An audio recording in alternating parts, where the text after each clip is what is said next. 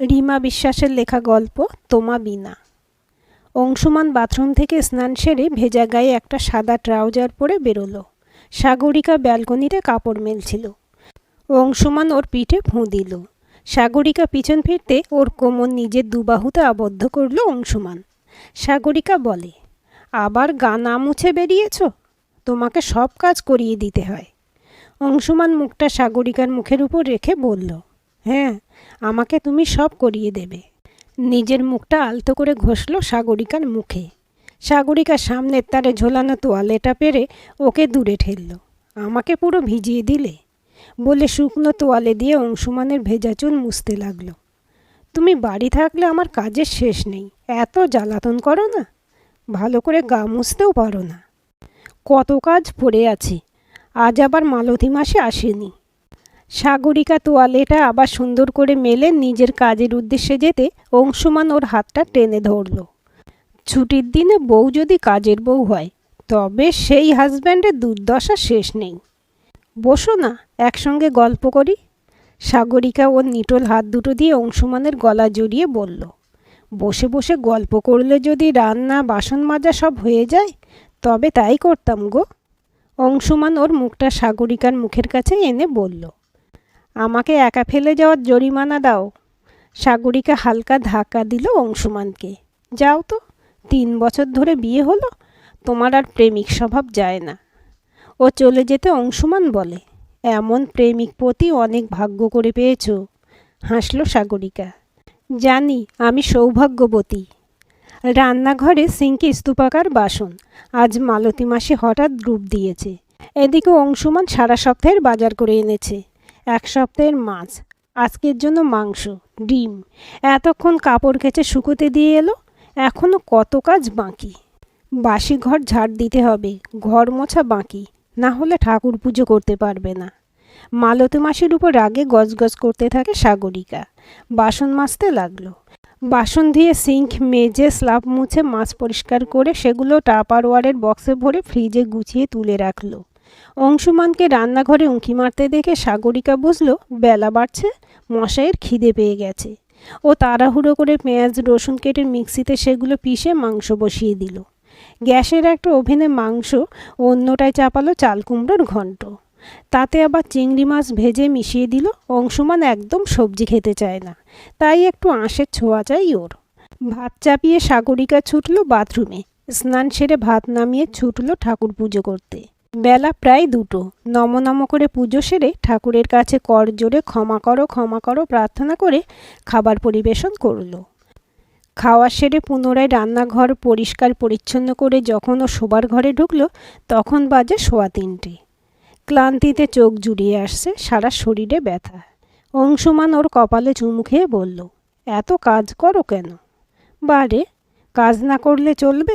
পরিষ্কার পরিচ্ছন্ন থাকতে হলে অনেক খাটতে হয়। কাল তুমি অফিসে চলে যাবে, তারপর ঘর ঝাড়াঝাড়ি করব। কত জামা কাপড় জমা, সেগুলো মেশিনে দিতে হবে।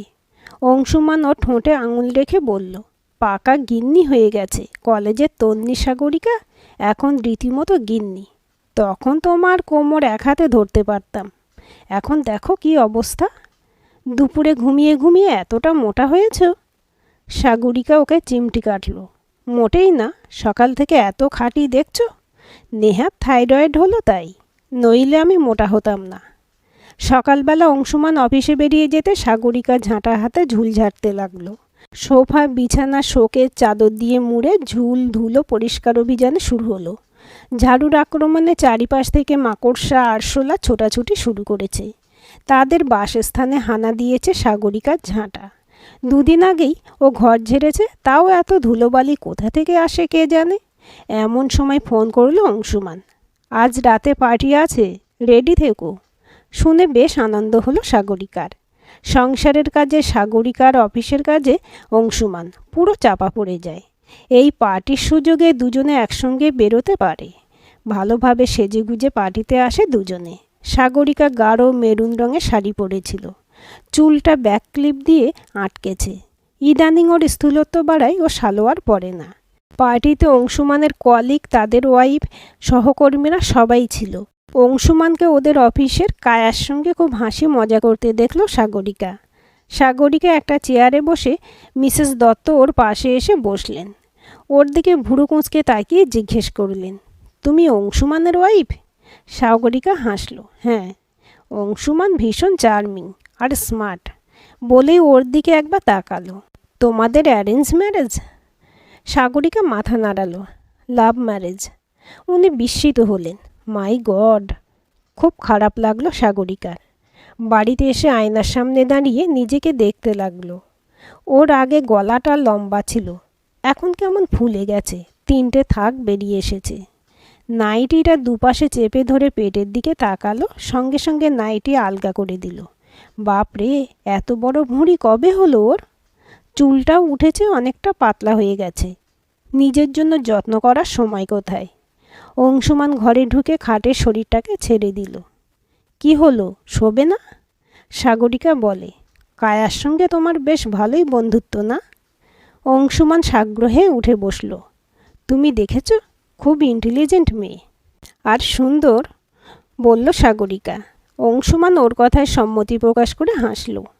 টিউবলাইটের চারিপাশে ছোট ছোট পোকা ঘিরে ধরেছে। আলো দেখে ছুটে আসে ছোট ছোট কীট। একটা টিকটিকি নিশ্চুপে ফাঁদ পেতে অপেক্ষায় আছে। আজ ওর ভোজ।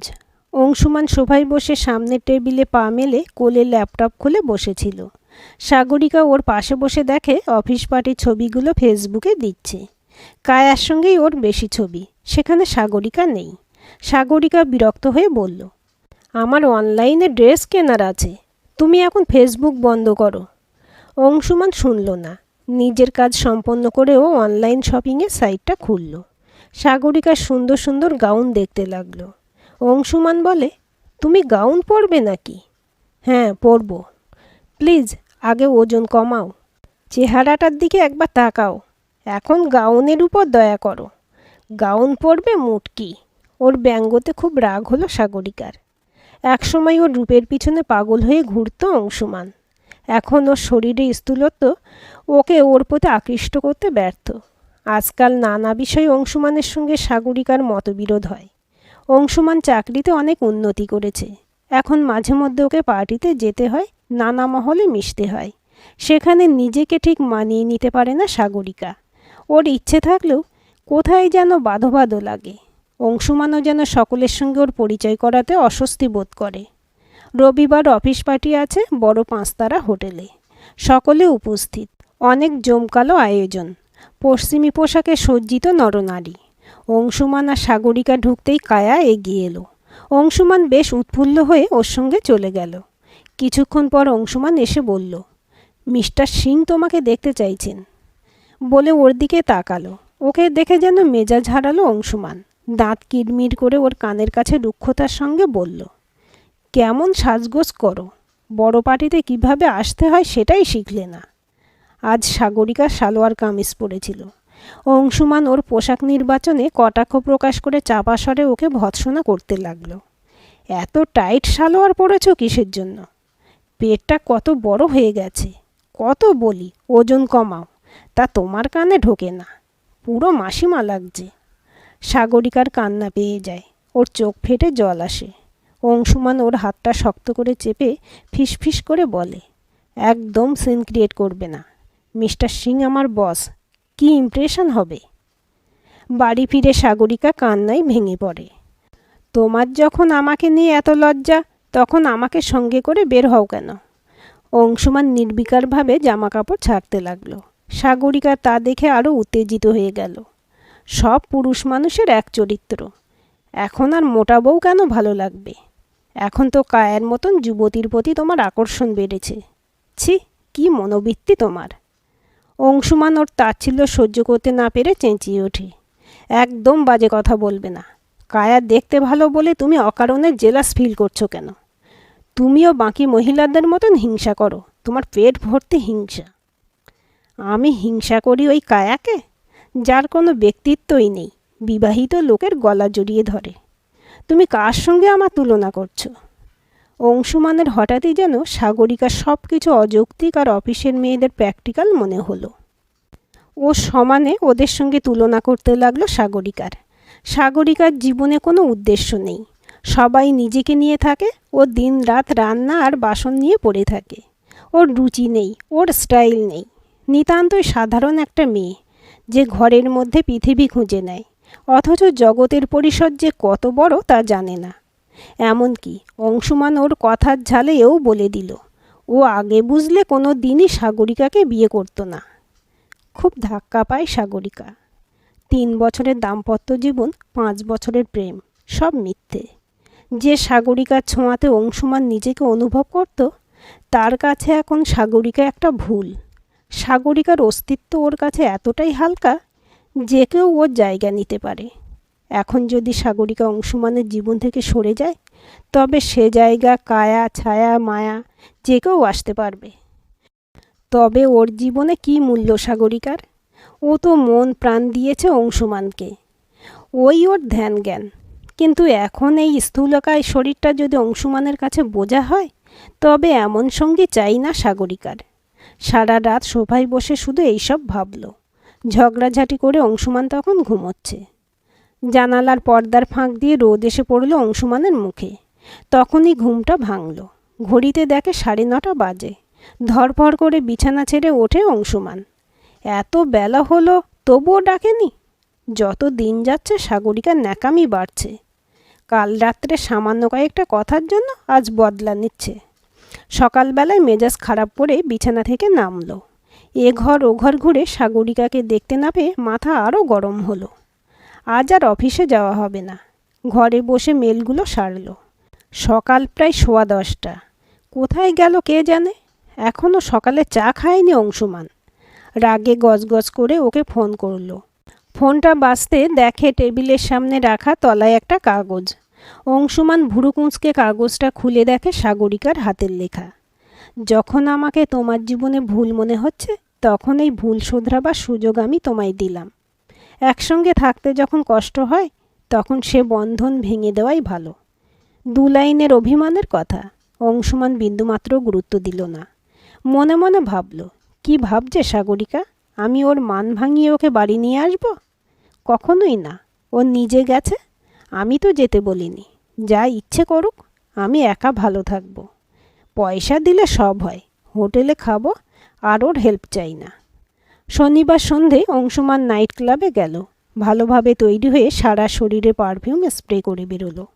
যেতেই মাতল কায়ার সঙ্গে। কায়া বেশ কয়েক পেগ ড্রিঙ্ক করালো ওকে। সাগরিকার উপর ওর রাগের পরিমাণ এত বেশি ছিল যে কায়াকে বেশি আপন মনে হচ্ছিল।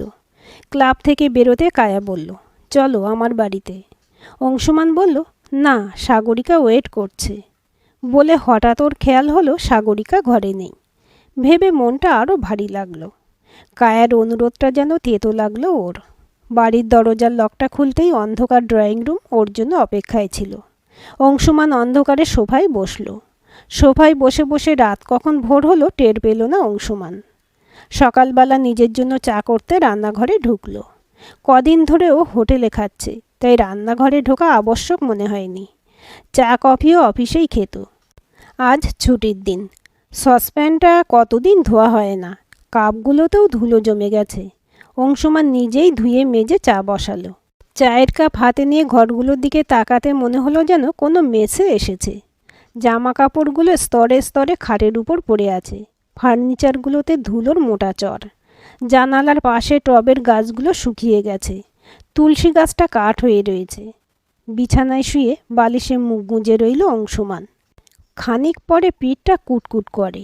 যতবার পিঠে হাত বোলায় অস্বস্তি যায় না কিছুতেই। ও ভালো করে দেখল, কিছু খুঁজে পায় না। চারিদিক ভালো করে দেখতে দেখতে বিছানার চাদর তুলে দেখে একটা বিশালাকার মথ পড়ে। তাকে ভক্ষণ করার জন্য শত সহস্র পিঁপড়ে একত্রিত হয়েছে এবং ওদের কর্মের বাধা অংশুমানের পিঠ। তাই সেইখানে নিজের বিষ প্রয়োগ করে বিদ্রোহ ঘোষণা করেছে পিপীলিকা গোষ্ঠী। এমন সময় ডোরবেল বাজতে অংশুমানের মনে ঈষৎ আনন্দ অনুভূত হয়। সাগরিকা এসেছে। আজ রবিবার, তাই এসেছে। অংশুমান ঠিক করে নিল খুব রাগ দেখাবে, ওর সঙ্গে কোনো কথা বলবে না। ও তাড়াতাড়ি দরজা খুলল, কিন্তু ওর সব আনন্দ উত্তেজনা নিমেষে উধাও হয়ে গেল দরজার সামনে দাঁড়িয়ে মালতী মাসিকে দেখে। চান সেরে ভেজা গায়ে ব্যালকনিতে দাঁড়িয়ে মনে পড়ল সাগরিকার কথা। তারে সুন্দরভাবে তোয়ালেটা মেলাই রয়েছে। তোয়ালেটা হাতে নিয়ে নাকের কাছে শুঁকে নিতে চাইল সাগরিকার গন্ধ। আজ 2 সপ্তাহ হতে চলল সাগরিকা ঘর থেকে রাগ করে চলে গেছে। এই ঘরটা এখন আবর্জনা মনে হয় অংশুমানের। অংশুমান ঘরে ঢুকতেই আগে পেত ধুনোর গন্ধ, আলমারি খুললে পেত রোদের গন্ধ, ঘরের প্রত্যেকটা কোনায় শুনতে পেত সাগরিকার খিলখিল হাসির মিষ্টি ধ্বনি। ওর নরম শরীরের স্পর্শে অংশুমান ভুলে যেত সব চিন্তা, সব ক্লান্তি। এখন যেন অংশুমানের শরীরে ক্লান্তি যায় না। কেন গেল সাগরিকা? অফিসের কলিগরা বলছিল, কি চেহারা করেছো, অসুখ করেছে নাকি? এখন অংশুমানের খিদেই পায় না, দাড়ি কামাতে ইচ্ছে করে না। কোনো রকমে চুল আঁচড়ে অফিসে আসে। ভাবে যদি সাগরিকা ওকে দেখত, ওর এমন অবস্থা হয়েছে, তবে ভালো জব্দ হতো। অংশুমানের খুব ইচ্ছে সাগরিকা একবার ওকে দেখুক। ওর জন্য অংশুমানের শরীর খারাপ হয়ে যাচ্ছে, শুধু ওর জেদের জন্য। নিজেকে নানাভাবে বুঝিয়েও যখন সাগরিকাকে দোষী প্রমাণিত করতে ব্যর্থ হলো, তখন নিজে তাগিদে পৌঁছালো সাগরিকাদের বাড়ি। সাগরিকার মা ওকে দেখে বিস্মিত হলেন। কি চেহারা হয়েছে অংশুমান, শরীর খারাপ? খুব আনন্দ হলো অংশুমানের। সবাই জানুক সাগরিকা আমায় ছেড়ে এখানে এসে মজা করছে, আর আমি কেমন অসুস্থ হয়ে গেছি। মুখটা আরও করুণ করে ধীরস্বরে বলল, না, শরীরটা ভালো নেই। মা এদিক ওদিক দেখে জিজ্ঞেস করলেন, সাগরিকা কোথায়? শুনে বুকটা ধড়াস করে ওঠে অংশুমানের। ও বড় বড় চোখে তাকায়। সাগরিকা কোথায় মানে? কোথায় মানে? তোমার সঙ্গে আসেনি? মাথাটা ঘুরে উঠল। চারিদিক যেন অন্ধকার। ও হতভম্ব হয়ে বলল, ও তো এখানে আছে। মা ভুরু কুঁচকে বলে, কি বলছো? আমাকে একদিন ফোন করে বলল ওর ফোন খারাপ হয়ে গেছে, তাই যেন আমি ফোন না করি, ও আমায় সময় মতো ফোন করবে। তাই করে। আজ বিকেলেও কথা হয়েছে। এখানে কি করে থাকবে? অংশুমান বিচলিত হয়ে বলে, কোথায় ফোন করেছিল? মা বললেন, ল্যান্ড ফোনে। অংশুমান মাথায় হাত রেখে বসে পড়ে। বাড়ির সকলে ব্যস্ত হয়ে পড়ে। কি হয়েছে? তোমাদের মাঝে সব ঠিক তো? অংশুমান মৃদুস্বরে বলল, সাগরিকা আমাকে ছেড়ে চলে গেছে। সাগরিকার বাবা কথাটা শুনে রেগে যান। ছেড়ে চলে গেছে? আমার মেয়ের শিক্ষা দীক্ষা তো মোটেই ওই রকম নয়। তুমি নিশ্চয়ই ওকে এমন উত্ত্যক্ত করেছ যে ও ঘর ছাড়তে বাধ্য হয়েছে। মা ওনাকে চুপ করায়। ও রোজ বিকেলে একবার ফোন করে। আমি এতদিন কিছুই বুঝিনি, কাল আমি ঠিক জানব। তোমরা ধৈর্য ধরো। সাগরিকার মায়ের হাত ধরে অংশুমান বলল, মা, আমাকে সাগরিকা ফিরিয়ে দিন, আমি ওকে ছাড়া বাঁচতে পারবো না। মা অংশুমানের মাথায় হাত বোলালেন। বাবা প্রচণ্ড রাগারাগি শুরু করে। অনেক বারণ করেছিলাম, তখন মেয়ের কথাই এর সঙ্গে বিয়ে দিলে। এখন আমার মেয়েই নিখোঁজ হলো। অংশুমান নিজেকে অপরাধী ভাবে। সত্যি তো, ওর জন্যই সাগরিকা ঘর ছেড়ে চলে গেছে। কেন ওকে ও রাখতে পারল না? কেন সাগরিকা চলে গেল ওকে ছেড়ে?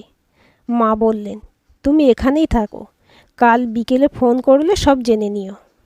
বিকেল 4টে, সকলে ঘড়ির দিকে তাকিয়ে। সবাই চুপচাপ, শুধু দেওয়াল ঘড়ির টিকটিক শব্দ আর সিলিং ফ্যানের ব্লেডের ঘূর্ণনের শব্দ ছাড়া কোনো শব্দের আজ স্থান নেই। সবাই অপেক্ষায় টেলিফোনের রিংয়ের। অংশুমান সকাল থেকে কিছু খায়নি। মা দুপুরে জোর করে সামান্য মাছের ঝোল ভাত খাইয়েছেন। অংশুমানের সব ধ্যান এখন কেন্দ্রীভূত ওদের লাল রঙের ল্যান্ডফোনটার দিকে। 4:30 নাগাদ ফোন বাজতে অংশুমান উত্তেজিত হয়ে তাকায় সাগরিকার মায়ের দিকে। মা ফোন ধরলেন। সাগরিকারই ফোন। উনি বললেন, সাগরিকা, আজ আমি আর তোর বাবা তোদের বাড়িতে যাব। ফোনের ওপাশ থেকে সাগরিকা বাধা দিতে মা বললেন, অংশুমান এত অসুস্থ, তুই বলিসনি কেন?